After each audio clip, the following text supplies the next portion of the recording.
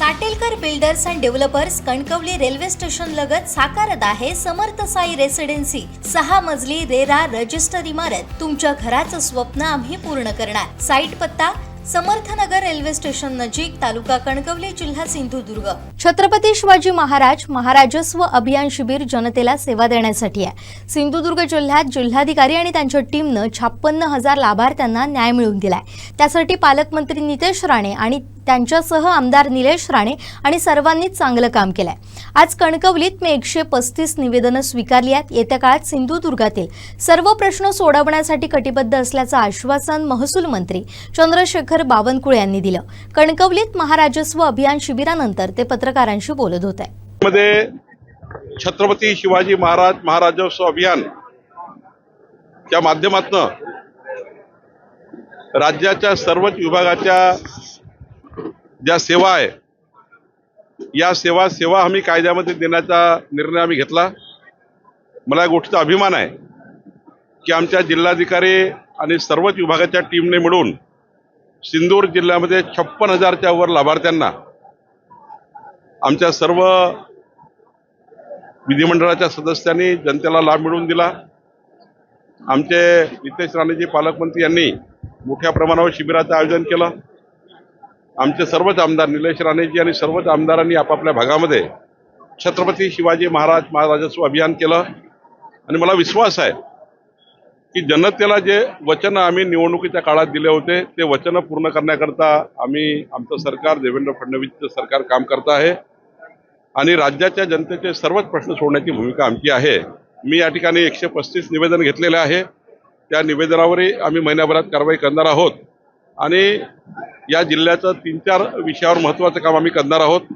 या जिल्ह्याची संपूर्ण सीमांकन करणे, इंग्रजाच्या काळानंतर या जिल्ह्याचं सीमांकन झालं नाही, या जिल्ह्याची जमाबंदी करणे, जेवढे काही गावठाणं असतील, संपूर्ण घरं असतील, जिकडे घरं असतील तिकडे सर्वांचं सीमांकन आम्ही करणार, शेतरस्त्याचं सीमांकन आम्ही करणार, पोट हिस्साचं सीमांकन आम्ही करणार, एकदा कंप्लीट जमाबंदी आम्ही सिंधूर जिल्ह्याची करणार।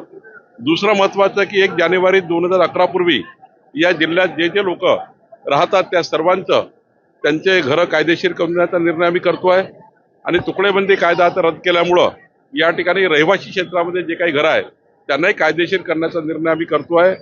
महिला शेतकरी दर्जा हा दिल्यामुळं प्रत्येक मतदारसंघाचे कॅम्प लावून प्रत्येक मतदारसंघात त्या ठिकाणी आम्ही शेतकरी महिला दर्जाचे कार्ड त्या ठिकाणी वाटप करणार आहोत। त्यांना सर्वांना शेतकरी महिला दर्जा दिल्यानंतर केंद्र सरकार राज्य सरकारची योजना मिळणार आहे। आमच्या नितेश राणेजींनी मत्स्य व्यवसायामध्ये जे काम केलं आहे ते राज्याला एक प्रेरणादायी आहे। आज या ठिकाणी मोठ्या प्रमाणावर मत्स्य व्यवसायाचं त्या ठिकाणी मोठ्या प्रमाणात पीक पाणी येत आहे। कृषी दर्जा मिळाल्यामुळं एक नवी दिशा या मत्स्य व्यवसाय विभागाला मिळाली आहे। एकंदरीत जर विचार केला तर आमचं महसूल खातं हे जे लोकाभिमुख, पारदर्शी आणि गतिमान करण्याची आमची भूमिका आहे। आमचं सरकार देवेंद्रजीचं सरकार हे प्रचंड ताकदीने जनतेच्या पाठीशी उभा आहे आणि याच्यात आम्ही माननीय नारायण राणे साहेब जे राज्याचे माजी मुख्यमंत्री महसूल मंत्री म्हणून ज्यांनी काम केलं आहे ती भूमिका आता पुढे नेऊन आम्ही या ठिकाणी या जिल्ह्याला पुढे नेण्याचा प्रयत्न करतोय। तर आपल्या सरकारने शेतकऱ्यांना कर्जमाफी केली, आता आजारी पडत किंवा या ठिकाणी जे शेती करत आहेत त्यांना जी कर्जमाफी झाली त्यांना लाभ देत आहेत। ही गोष्ट खरी आहे की आदिवासी भागातल्या शेतकऱ्यांना त्यांचा हक्काचा आता 7 आणि 12 मिळाला, त्यामुळे आदिवासी भागातल्या वनपट्टेधारकाचा प्रश्न सुटला। पण माननीय निलेशजींनी सांगितल्याप्रमाणे आकारी पड असतील, त्या ठिकाणी वनसंज्ञेमध्ये प्रायव्हेट वनसंज्ञेमध्ये आलेले आहेत, या सर्वांचा निर्णय आम्ही 12 तारखेला करणार आहोत। 12 ऑगस्टला एक बैठक लावलेली आहे ज्यामध्ये वनमंत्री असणार, मी असणार, आमचे नितेश राणेजी असणार। एकदा सिंधूर जिल्ह्याचे जे 6 महत्त्वाचे विषय आहेत ज्यामध्ये शेतकऱ्याची आकारी पड आहे, त्या ठिकाणी काही गुवारी समाज आहे, आदिवासी समाज आहे, या सर्व समाजाचे जे जमिनी आहेत या सर्व जमिनीचे त्या ठिकाणी मोजणी करून त्यांचा आकारी पड कमी करून त्यांना निश्चित प्रॉपर्टी कार्ड मिळालं पाहिजे, ही भूमिका आमची राहणार आहे। आज तुम्ही जनतेपर्यंत पोहोचलाय, सांगितलं की जनतेपर्यंत मी सांगितलेलं आहे सर्व प्रांत तहसीलदार, collector, RDC, deputy SLR, SLR, नोंदणी अधिकारी यांनी किमान आठवड्यातनं एक प्रवास आपल्या भागात केला पाहिजे, निश्चित टार्गेट देऊन प्रवास केला पाहिजे आणि किमान सर्व तहसीलदार, ADO आणि सर्व अधिकाऱ्यांनी, महसुली अधिकाऱ्यांनी सर्वच विभागाच्या भूमी अभिलेख, मुद्रांक आणि महसूल यांनी 3 ते 5 जनतेला भेटण्याकरता उपलब्ध असलं पाहिजे, जेणेकरून महसूल मंत्री जेव्हा येतात तेव्हा मोठ्या प्रमाणे निवेदन मिळण्याऐवजी आमच्या प्रशासनाने निवेदनाची दखल घेऊन काम केलं पाहिजे. याकरता काही सूचना मी सिंधुदुर्गमध्ये दिल्या आहेत. कोकणात सर्वाधिक जास्त पाऊस पडतो आणि इतर विभागाप्रमाणे अटी नुकसानीसाठी निकष लावले जातात. तो कोकणासाठी सेपरेट निकष लागू करणार.